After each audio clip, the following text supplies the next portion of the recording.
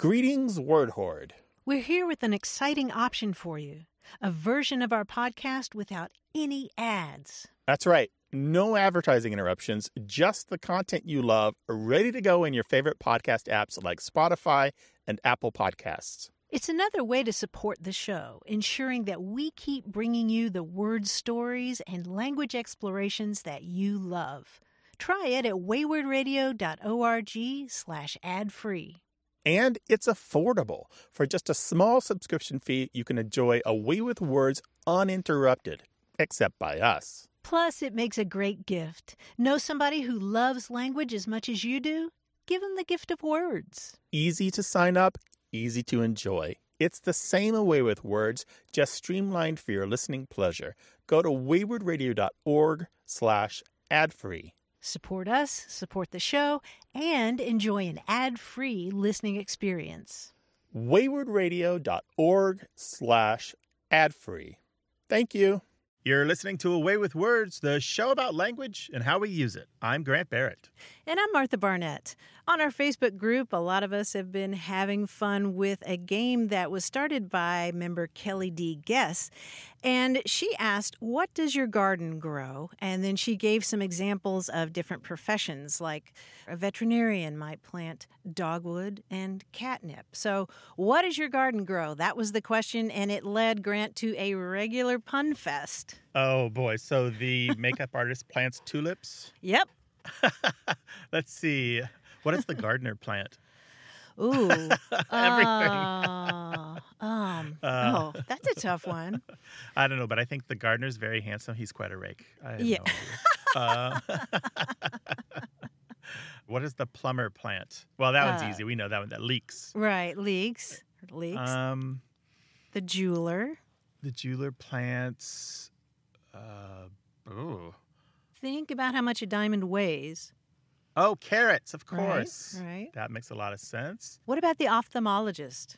I don't know. What does the ophthalmologist plant in her garden? Irises. Of course. And one more medical professional. This one's my favorite. What did the nurse plant? Navel oranges. I don't know. I guess it could be blood oranges. Oranges, yeah. How about the nurse planted ivy? Oh, yes, of course she did. Wonderful. We know you're creative, and you've got a lot of these already coming to mind. What did a person of a certain profession plant in their garden? Let us know the pun you come up with, 877-929-9673, or tell us on Twitter at WAYWORD. Hello, you have A Way with Words. Hello, so glad to be here. My name is Pearline Jeffrey. I'm from Fort Worth, Texas. I have a question for you, and I know that you guys are the ones that can answer it. Okay. Ever since I was a young girl, my family has always said to me, you're trying to have your cake and eat it too, or, oh, you want to have your cake and eat it too.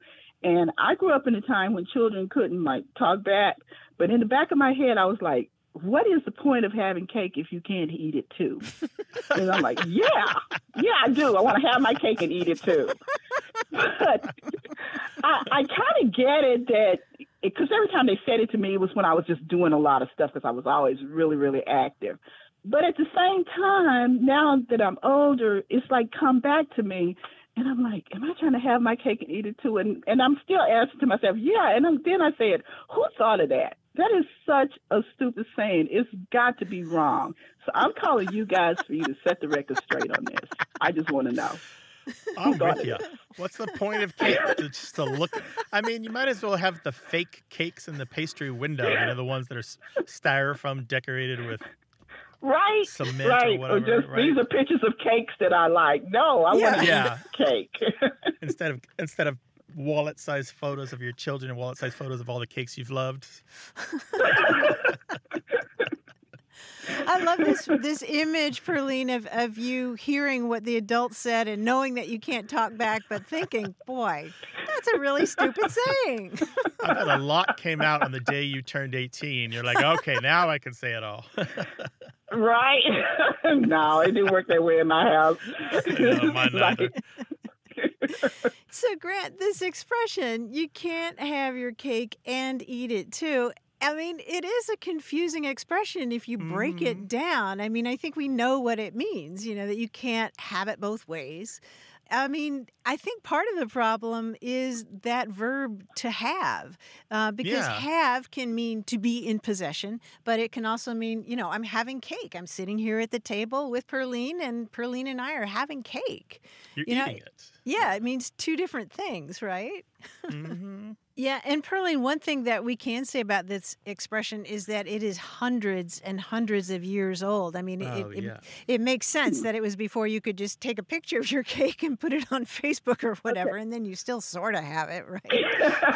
Okay, so it was probably like when cake was like a really, really rare thing. Well, yeah, that's a good point, because some of the really early uses of this expression may have just referred to small pieces of bread, or like oat cakes or something like that. But yeah, there's also that special element of the kind of cake that probably you and I enjoy. What's your favorite? I don't have a favorite cake, but there's only one cake that I actually dislike, and that's red velvet. What? So every other cake, to me, red velvet is a useless cake. I'm sorry. What's the point? Just get some really good chocolate cake and just spare the red dye. What is the point of red velvet cake? How about a German chocolate cake with coconut icing? That's my favorite right there. Okay. My favorite is carrot cake with cream cheese icing. How about that one, Perline? Can we compromise really on that one? Okay. Yeah, okay, we can compromise on that one. Well, Perline, carrot cake with cream cheese icing is delicious. We love your energy. We appreciate your clever thinking on this issue, and we agree it's confusing. But, like all idioms, you got to take it as a whole. Don't try to break it down to its parts. It's like just treat it as one big blob of meaning, and that big blob of meaning is you can't have it both ways. So just go forward and enjoy your cake in peace. A big piece. A big piece. I shall. Maybe another one later. Maybe now people will do away with that saying. Get something totally different. Because Perline's Law. We're gonna have them name it. It's gonna be in all the. just do it. I don't care how it's hundreds of years old. It's time to do away with that, because don't serve me cake if I can't eat it. Thank you so much. Oh, that's wonderful. You take care now. I really enjoyed being on with you guys. Thank y'all. Bye-bye. Bye. Hey, thanks, Perline. Call us up, 877-929-9673, or tell us about your food idioms and why you like them or don't on Twitter at WAYWORD.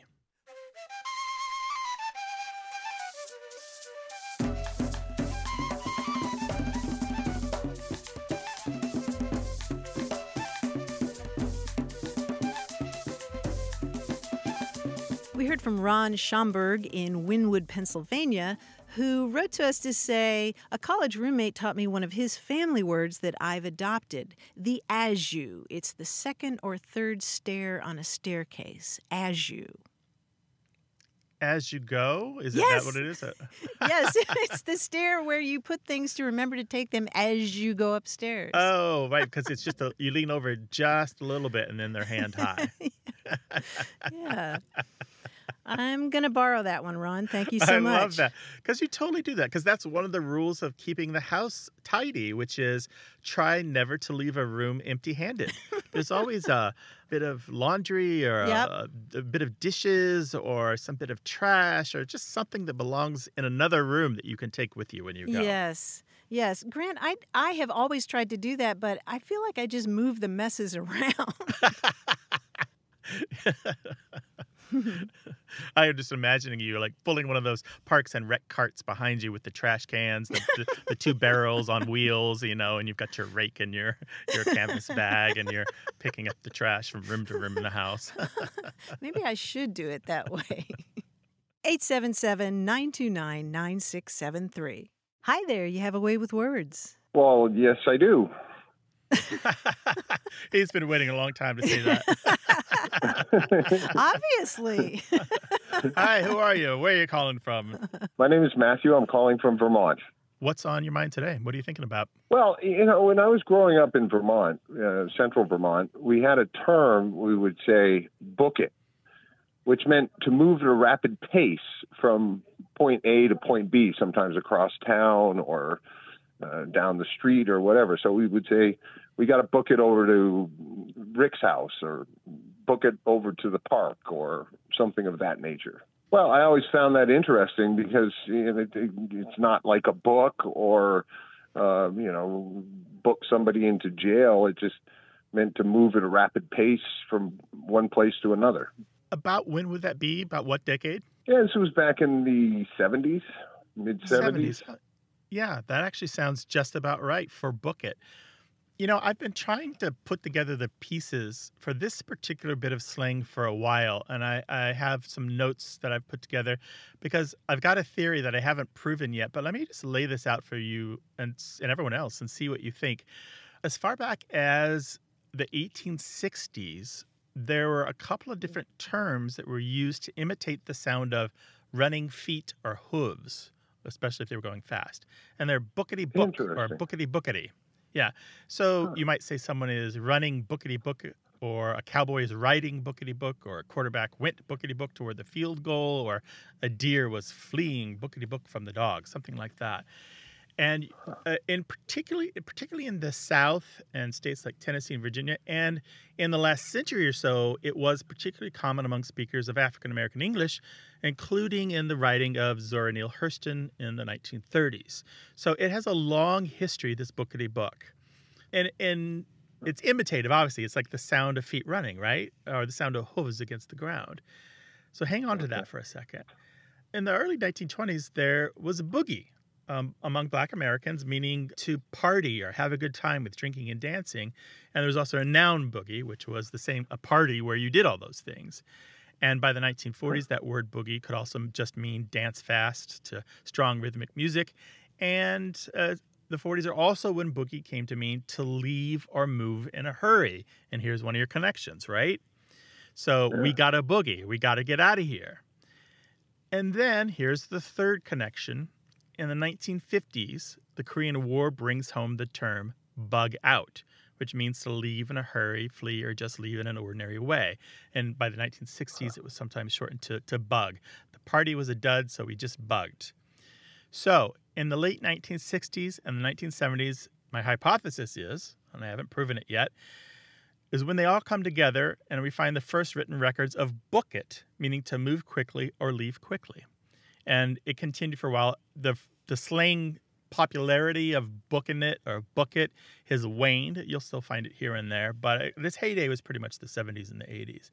So my theory is that the bookity and boogie, meaning to leave or move in a hurry, and to bug out all kind of come together and book it. Because you will often find that slang terms will, I think I've used this term already, cross-pollinate. They'll lend a little bit of their meaning and sense to each other, particularly if they share common sounds. Wow, that is fascinating. So you're actually boogieing across town instead of booking across town. Yeah, you could see how boogie and book it, like there's a lot of similarity there. And G and K do sometimes swap in the mouth. Interesting. That's fascinating. Thanks for the question. Really appreciate it. Take care. All right, I got to book it now. Thanks, Matthew. Call us with your language question, 877-929-9673.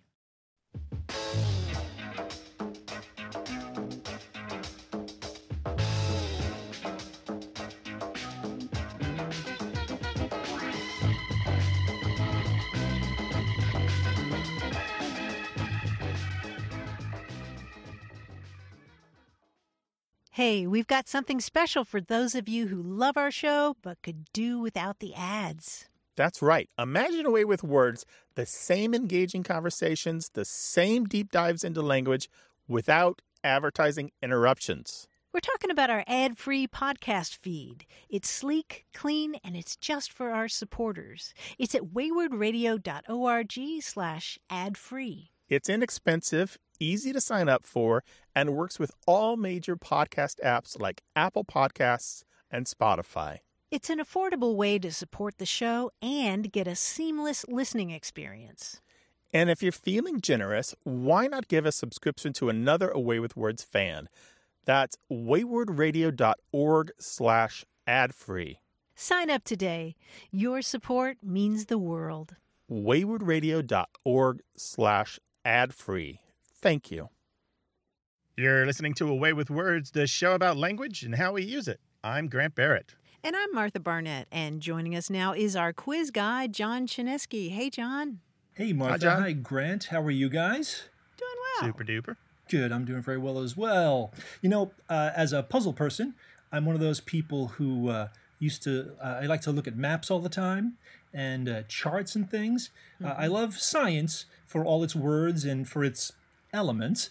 Now, to me, the periodic table is like a map. I could examine it all day. The names of the elements or symbols are all fascinating to me. So I've got for you guys a little quiz about the periodic chart and the elements thereon. Okay? Sure. Oh, boy. All right. Some elements were named because they did not get along, so to speak. They didn't form compounds with other elements. For example, argon comes from the word argos, meaning idle. Which element comes from the Greek word for stranger? Is there a Greek word for xenium or something? Close, yeah. It's Xenon, it's a noble isn't it? gas. Xenon. It is xenon, yes, because it estranged itself from other elements. Very good. Interesting. Only 2 elements are named for continents. You've got a 2 in 7 chance. What are they? Americanium or something like that? Americium, very good. Americium? Right. And europium? And europium, yes. Americium was named Americium because the element above it was named for Europe. So they said, that's a real way to decide, okay, we gave one to Europe, let's give one to the Americas. Nicely done. Only 4 elements are named for countries in which they were discovered or their discoverer's homeland. Can you name them? Well, by homeland, you mean like Californium? No, I'm talking about countries, yeah. But good knowing for California. Yeah. Okay. Francium? Right.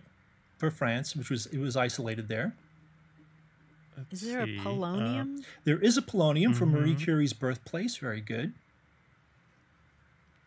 Is there a Britannium? Not Britannium, no. That's a good one. Stay in Europe, though.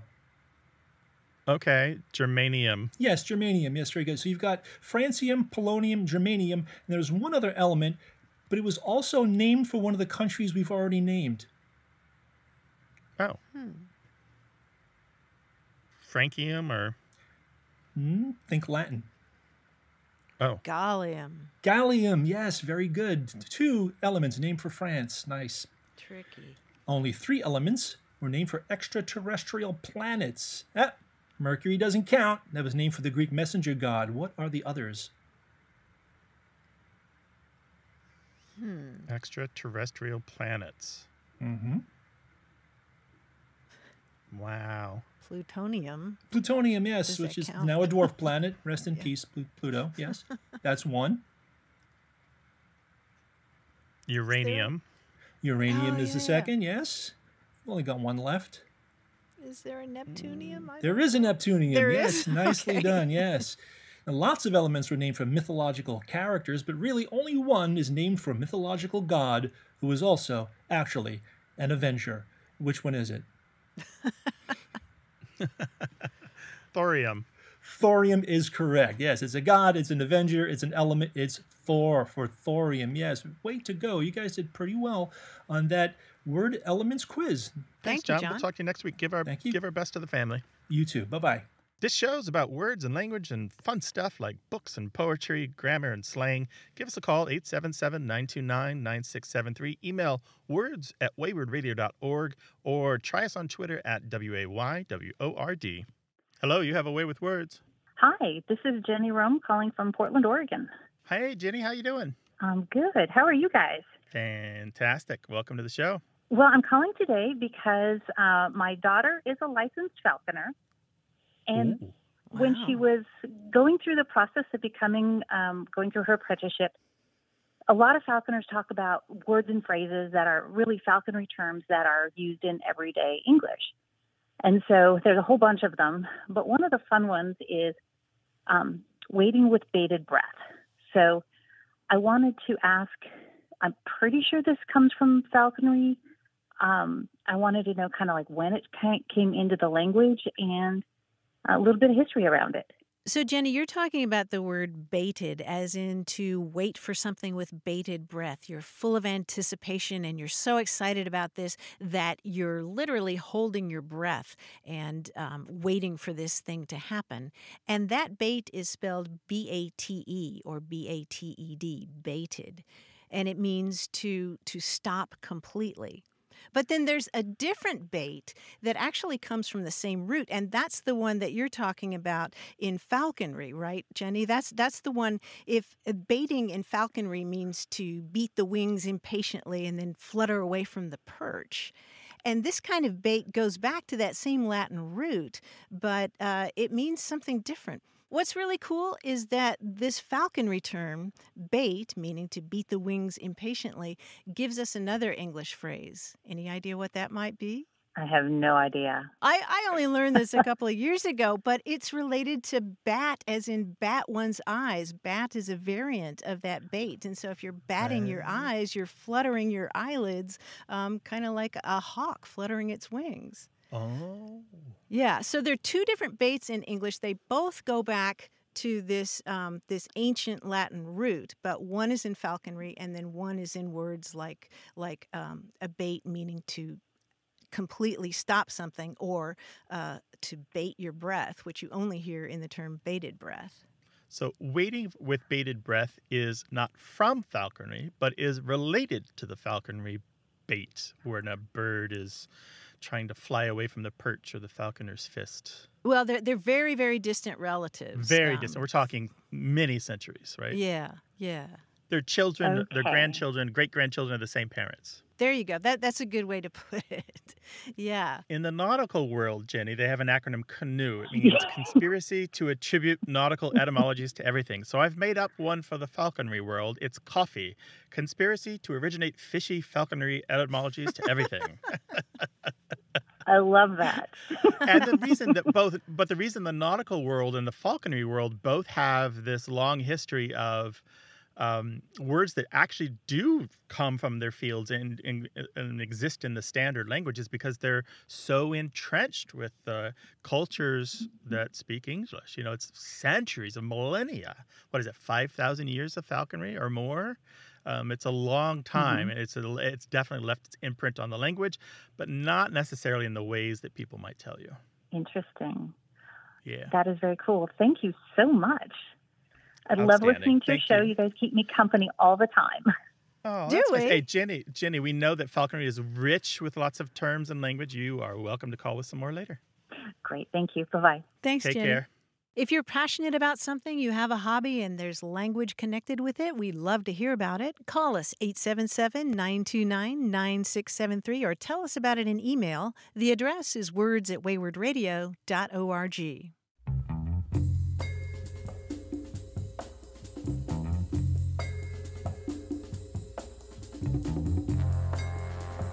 We heard from Tim Moyer, who lives in Ingram in Central Texas, and he says it's an area with a lot of feral cats, and he and his wife, Allison, try to treat them responsibly, catching and neutering and making sure that they're healthy there.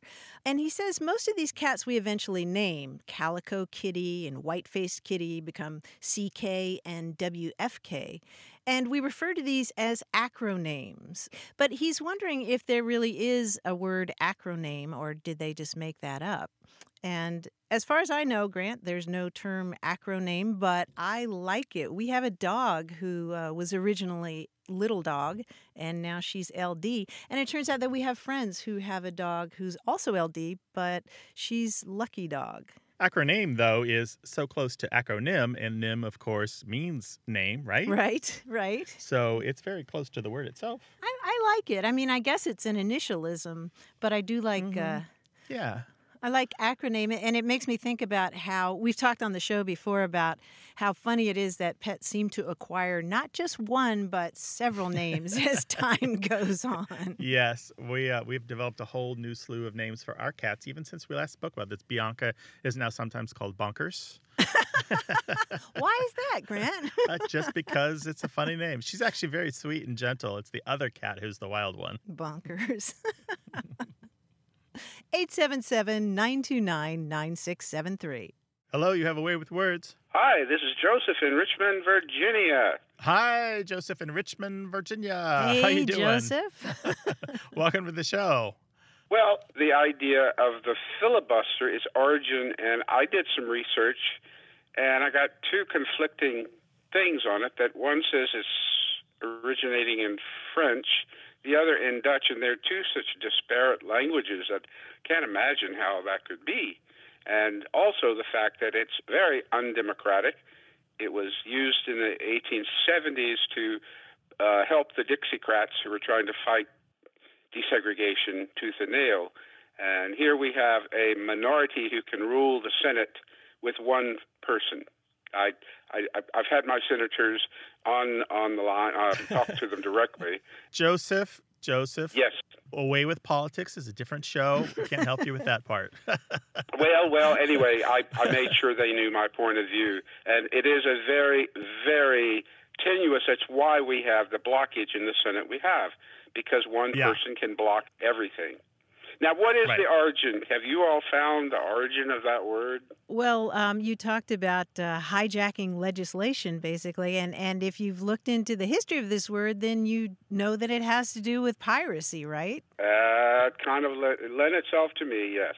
The earliest history of this word is kind of murky, but we do know that ultimately it goes back to the Dutch word vrijbuiter, which means pirate. The word in Dutch vrijbuiter, it comes from the same root that gives us the English words free and booty, as in a pirate's plunder. I did not come across that. Yeah, in fact, early on in English, we had the word freebooter, which meant a pirate or a privateer. Okay. Later on, Dutch colonists in the 16th century used the word vrijbuiter to denote pirates that they ran into in the West Indies. And this was picked up in Spanish as filibustero and in French as flibustier in the late 1700s. If you know your history, then you know that in the 1850s and 1860s, there were some rough characters, a lot of them from the United States, who were heading south on expeditions to meddle in Central American affairs. And we're talking about mercenaries and people leading these private armies on these illegal expeditions, going into Central America and the Spanish West Indies to overthrow Spanish colonial rule and sort of take over these territories themselves. And as you might suspect, these meddlers, these soldiers of fortune, were called filibusteros. Eventually, U.S. newspapers picked up this term and anglicized filibustero as filibuster. And in 1853, the House was debating about whether to annex Cuba, and one of the representatives denounced that idea as piracy or a filibuster.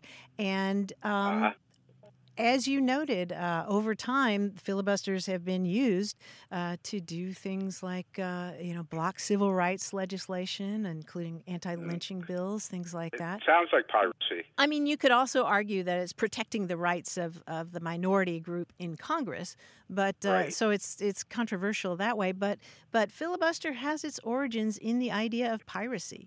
Okay, that explains a lot. Yeah, it's very picturesque, wouldn't you say? Yes. Well, I thank you. You all have done a lot more digging than I did, but that's your forte. So I'm Yes, so sir. happy to have heard that. That's what we do. It is indeed our métier. Thank you, Joseph. We appreciate it. Take care now. Thank you all for taking my call. I appreciate it. Sure. Bye-bye. Bye-bye. 877-929-9673. Hello, you have a way with words. Hello. Oh, hi. This is Maggie. I am calling from Spring Valley, New York. Welcome, Maggie. What can we do for you? I recently heard your program. I was delighted, and I'm a first-time listener, really. And as soon as I heard your program, I thought of my father, who always had these terrific expressions, but one in particular that I never understood what it meant. And he was very fond of visiting people, just popping in and visiting and not staying too long. He didn't wear out his welcome or anything, but he would always stop on his way and, buy something, cake, cookies, or whatever. And we'd say, Dad, what are you doing? And he'd say, come on, Mag, you can't show up with one arm longer than the other.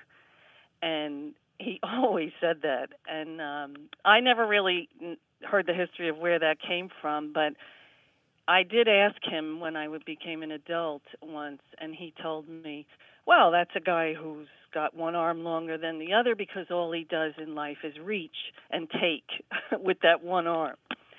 But I don't know if that's so I thought you would be the experts. Oh, that's so interesting. I haven't heard that particular version or explanation before. Maggie, we've got a lot to tell you about this. I'll try to keep it briefer, but your dad's version is kind of rare and special to you and your family, because usually it's said a little differently. It's said as, don't go visiting with one arm as long as the other. So basically, don't go visiting with both arms the same length. Or sometimes, rarely, one hand as long as the other. Because the idea was that when you go visiting, always bring something. So your dad was still obeying the rule about always bring something to someone else's house, of food, a gift, or something like that. But the expression wasn't quite the same. And this expression goes back, to the 1850s at least. And it comes from the Irish, who are particularly known for it. You can find all of the early uses that I've ever found in print were from Irish folks and Irish newspapers.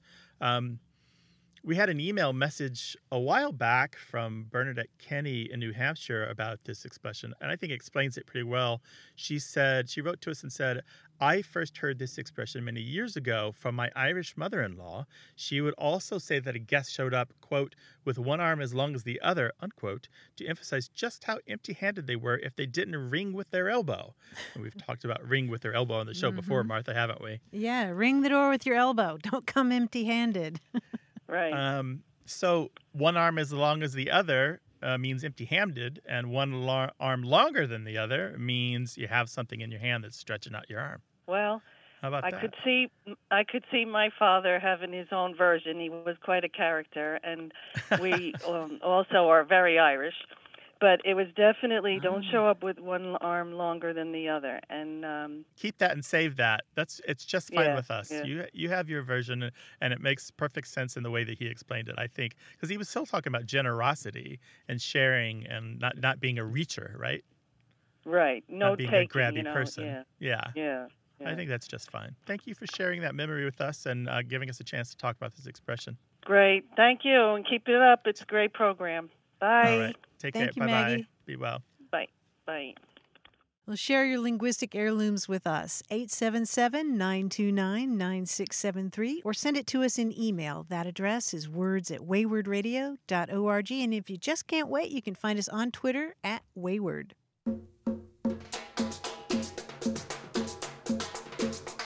Here's another entry from our Facebook discussion about things you might plant punningly in a garden. You know what twins would plant? Pears. Yes. As a twin myself, that came right to my mind. Very good. What about a mime? What would a mime plant? Exactly. Mums. Excellent. There's probably a lot of answers for those if we sit down and think about it. There probably are. Yeah. Share your contributions with us. What would so-and-so plant in their garden? We'll share them on the air, 877-929-9673, or email words@waywardradio.org.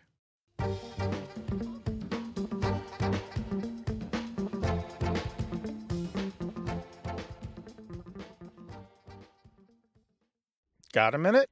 We need your help. Head over to gum.fm/words and share your thoughts in our quick survey. Your feedback matters. It's the backbone of our show's success. Thanks for making our show even more successful.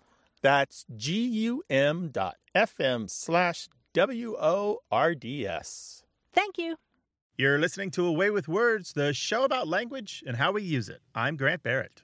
And I'm Martha Barnett. You know, Grant, I suppose we all have words that we have to look up again and again because we just can't remember how they're pronounced. Do you have any of those? How they're pronounced. Mm-hmm. Oh, that's a good one. I tell you, I have one. It's spelled B-R-O-O-C-H. How do you say that word? B-R-O-O-C-H. Mm-hmm. I just say brooch. You say but brooch. It's broach. Well, but there's broach the subject, but that's O-A, yep. right? Brooch that you put on that's like a pin that holds maybe holds a scarf to a blouse, right? Yeah, and you've said it both ways now, brooch and yeah, brooch. I know. Yeah. You can't think about these things. You just have to say them spontaneously.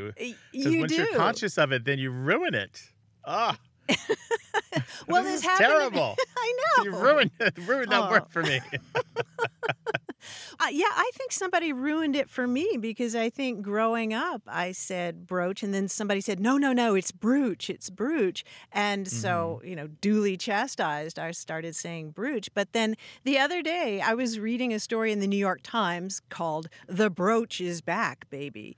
And it's about how these things, these pins that you put on your lapel or to pin a scarf, how they're becoming much more fashionable again. And in fact, it's men who are making them cool again, according to this article.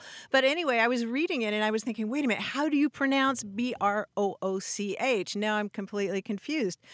It turns out that most dictionaries will tell you it's pronounced broach, although some do countenance the pronunciation brooch. But I had this moment where, of course, I went to the etymology and had some fun with that because the word brooch comes from a Latin root that means long needle. And via Old French, we got the word B-R-O-O-C-H, and it means something that has a long needle. But also, you mentioned brooch, like broach the subject, and that, again, has to do with piercing. It's the same idea of a long needle.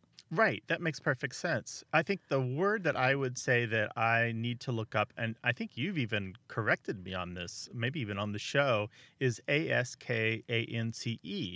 For some reason, somewhere along the way, I got the impression that it was a sconce. Mm-hmm. But it's a scance, right? Well, or is it askance? Now that you say that, I'm not sure. Honestly, now that you say that, I'm not sure. Because here we are spoiling the language right and left. If only I had bookshelf after bookshelf filled with dictionaries and pronunciation guides to look this stuff up in. All right, hold on a second. Give us a call, 877-929-9673, and I'll go look this up. What are the words that you always have a problem saying, even though you've looked it up, even though somebody helped you, even though you've heard it said by people who know how to say it? 877-929-9673. Hello, you have a way with words. Hello, this is Laura Davison. I am calling from San Jose, California. Hi, Laura. Welcome to the show. Thank you. It's great to talk to you guys. So I'm calling today to talk with you about the language used in guided meditation. I started meditating a little bit over a year ago, and one of the things that I noticed using the app that I have, there are a lot of teachers on the app who use a certain way of speaking in the guided meditations. And to me, it was a little bit distracting at first because I had never heard anything like that. Instead of giving instructions by saying something like sit comfortably or take a deep breath, they would say things like sitting comfortably or breathing deeply. Mostly, I'm just wondering about like, what is this way of speaking? Like, what is the style of voice that they use? And is this more about sharing the experience rather than dictating or describing it? Because I was in a virtual seminar a few weeks ago where the instructor essentially led us through a guided meditation and then asked us to share about it afterwards. And he kept stopping people that were trying to share and saying, you're telling a story or you're not really putting us in the experience. So my question is that the goal of those guided meditations? Like, is it to help people be more present in the experience? And what is this style of speaking called? Oh, what an interesting question. And I've noticed that as well, both in the meditation apps and in live, in a group full of people in a room with doing meditation. I've absolutely noticed that there is there's even a tone to the voice, not just the verb choices and the way they conjugate, but just a feeling to the way that they're talking. And they don't talk like that outside of the class. Right. Right. And I'm already eager to hear from other people who do this kind of thing. But I mean, grammatically, what you're talking about is the use of the present participle, right? Sitting on the floor, breathing this way. And I mean, even as I'm talking about this, I find myself talking in a different way. And I, I think you're onto something there. I think it's a way of suggesting something that's very continuous yes. Well, you know. There's a name for it. It's called the politeness progressive. Oh, the politeness progressive. Okay. Yeah, so it is the progressive form of the verb. It's an ongoing action, progressive. Oh. And so, and the politeness part is it lets the speaker distance themselves from a request or a command because they are giving you a command. Oh, sure. Yeah, right. Because if they said, take a posture or take a seat or move over there, that's too abrupt. That's too forceful in this kind of gentle, caring, subtle environment, right? Yeah, I mean, there's a reason that they call this a guided meditation instead of a to-do list or operating instructions or something. I think it's a matter of inviting you to an experience and leaving room for your own interpretation. Because, as I gather, in yoga, they're trying to let you find the pose and position that works for you with your body because people have different abilities. And isn't there a lot of talk in meditation about spaciousness, that space between you and your thoughts or between you and the words you're taking in or between you and your body. And they're actually, I think, creating that kind of spaciousness with their choice of words. I'm also thinking of, hypnotists. The old image of a hypnotist is somebody saying, you are feeling sleepy. But I think more and more people who practice hypnosis are using phrases like, and perhaps as you sit there listening to the sound of my voice, you might begin to notice a pleasant sensation of drowsiness. That's the lilt. That's the way they do it. That's funny. Not that I've ever done hypnosis of that kind, but yeah, I've seen the YouTube videos. But yeah. They definitely use that in meditation as well, for sure. Yeah. So when you're on these apps, do they take it too far, Laura? Do you have to switch to a different meditation leader sometimes because you just can't take it anymore? How does that work for you? Most of them, they don't talk a lot during the meditations. So it's not so distracting that I feel the need to switch to a different meditation. And it's not all of them that do it. I was kind of trying to look back through some of them to see if I could find one as an example, and I couldn't. So it must only be, few and far between where they actually use them. But it definitely just struck me, and it took me almost a year to try to really figure out, like, what are they trying to do? Like, why are they speaking like this? Thinking about it in a sense of, yes, they're getting you in the moment and in the experience rather than thinking about it. You're actually in it. It makes a little bit more sense. But I had no idea what it was called, so that's really cool. If you want more on this, if you want to get really super languagey and nerdy, Google politeness discourse linguistics, those 3 words, and you'll come up with a ton of stuff that talks about all these subtle ways that we allow people to understand that we are being polite in our language. We give them outs. We indicate that we're not being forceful. We indicate that we're hedging a little bit. But politeness, discourse linguistics, those 3 words together should get you a ton of stuff. Okay, great. I definitely will. Thank you. Laura, thank you so much for calling. I'm sure everybody's going to be paying more attention the next time they're meditating or taking a yoga class. And good luck with your practice, all right? Yes, thank you. And thank you for taking my call. It's a pleasure to speak with you guys. Great speaking with you, too. Be well. Bye-bye. You too. Bye-bye. Let us create a language monster for you, customized and perfect just for your life. 877-929-9673, or email the details of your language monster to words@waywardradio.org.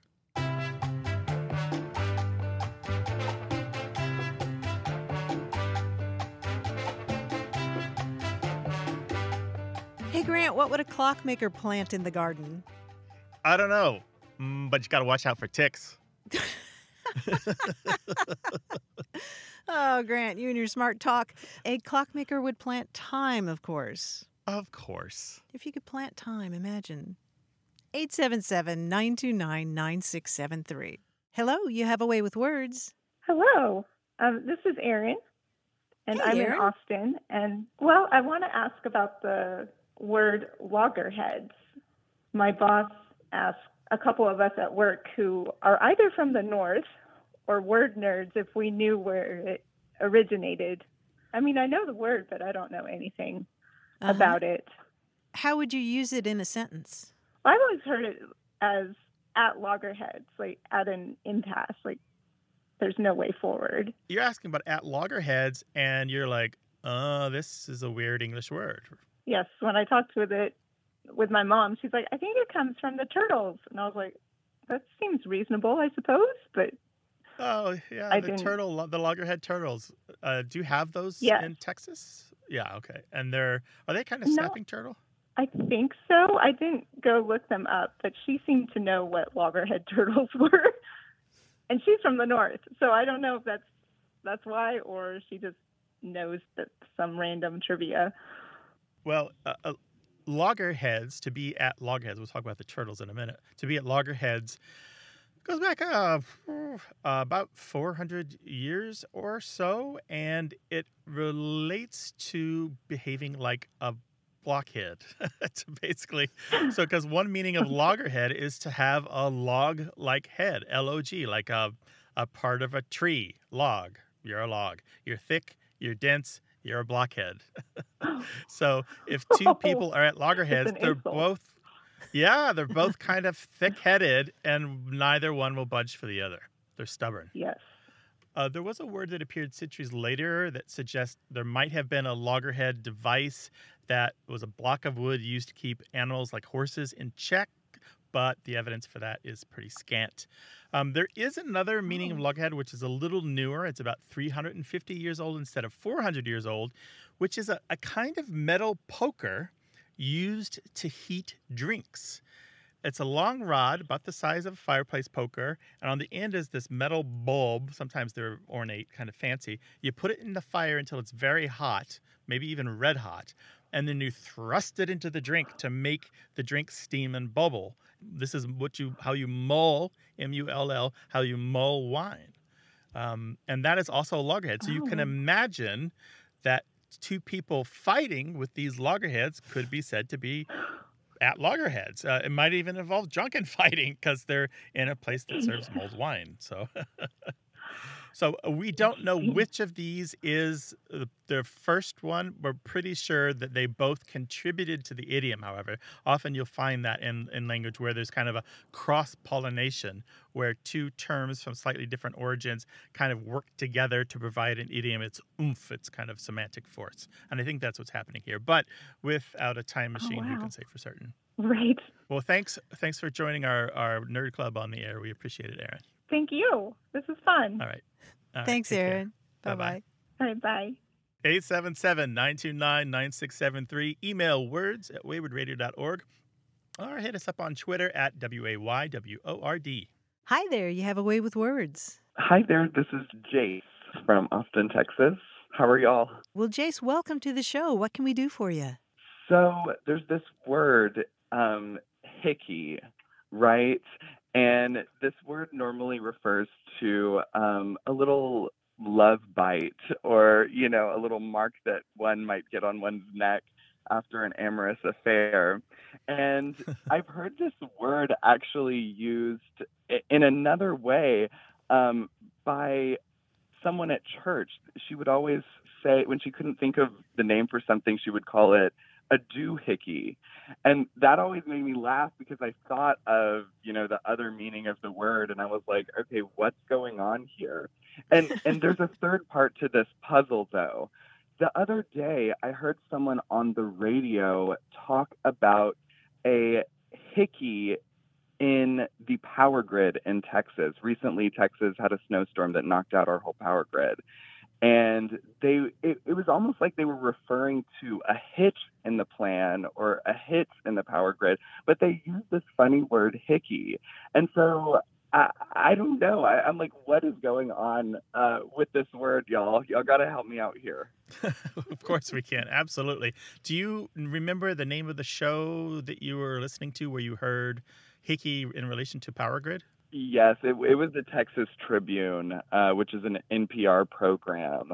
that airs every day that talks about stuff going on in Texas. So I'm sure it was somebody from Texas that was using that word, Yes. but I don't recall who it was. I bet it was Ross Ramsey of the Texas Tribune. Oh, well, there you go. Oh, my gosh. Wow. And here's why. He has a penchant for using the word hickey to mean kind of like a dark mark that requires some explaining. So I like that definition. Just go to the Texas Tribune website and look for Ross Ramsey and the word hickey, and you'll find a few articles where he's used the word hickey in that way several times. Things like an economic hickey on the state, or so-and-so apparently doesn't think it's worth the hickey, or they have a hickey now that they have to explain. And he just means it as it's a spot that requires explanation. Oh, my gosh. Like a mark that against them. That is them. so funny. Yeah. Well, listen, I have an Austin Public Library membership, and fortunately that allows me access to the Oxford English Dictionary. So I did a little research, and I saw that doohickey was a combination of the word doodad and hickey. And I was like, my gosh, that's funny too, I thought. Yeah, because hickey didn't always just mean a love bite or a love mark. It also meant a whatchamacallit or a thingamy, just like doodad did. And so there's kind of a crossover there. But hickey also doesn't only mean the thing you get when you're sucking face. It also could mean any kind of mark on the skin, like a bruise or a pimple or a boil or just any bump that's not supposed to be there. Yes. And even in the printing business, there's a couple different kind of hickeys. It could be little defects or bits of irregular ink on the printing job that are visible but not bad enough that it'll spoil the whole print run. And then a hickey can also be like a dingbat or an ornament that you might include like in a corner to end a paragraph or end a column. Oh my gosh, that's too funny. I have some friends that are printmakers. I'll have to ask them if they use that word. Oh yeah, dude. They probably have a ton of great language for you. Printmakers have, since it's a 500-year-old profession, they have tons of deeply steeped lingo. Oh my gosh, and I'm a total nerd for that. Well, listen, that is so funny. I'm so happy that y'all tracked down that Texas Tribune thing, and I didn't even think to look there, even though I knew exactly what show it was. So thank y'all so much. I really do appreciate it. Yeah, sure. It was a pleasure to talk to you, Jace. Yeah, Jace, thanks for calling. Bye-bye. Absolutely. Bye-bye, y'all. Bye, Jace. Well, we'd love to hear your stories about a word that really surprised you in a new context where you thought it meant one thing, but now it seems to mean another. 877-929-9673 or email words@waywardradio.org. Thanks to senior producer Stephanie Levine, editor Tim Felton, and production assistant Rachel Elizabeth Weisler. You can send us messages, subscribe to the podcast and newsletter, and catch up on hundreds of past episodes at waywardradio.org. Our toll-free line is always open in the U.S. and Canada, 877-929-9673, or email us words@waywardradio.org. A Way with Words is an independent production of Wayward, Inc., a nonprofit supported by listeners and organizations who are changing the way the world talks about language. Many thanks to Wayward board member and our friend Bruce Rogo for his help and expertise. Thanks for listening. I'm Grant Barrett. And I'm Martha Barnett. Until next time, goodbye. Bye-bye.